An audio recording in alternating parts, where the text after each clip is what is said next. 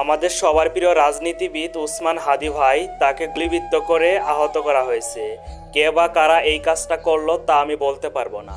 আপনি জাস্ট একটাবার কল্পনা করে দেখেন, একটা নেতার যদি এরকম অবস্থা হয়, একটা নেতার যদি নিরাপত্তা না থাকে, তাহলে আপনার আমার মতো জনগণের কি নিরাপত্তা আছে?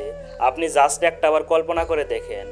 গতকাল হাদি ভাই যখন নামাজ পড়ে বের হয়, জুম্মার নামাজ পড়ে বের হওয়ার পরে তাকে গুলি করে আহত করা হয়েছে।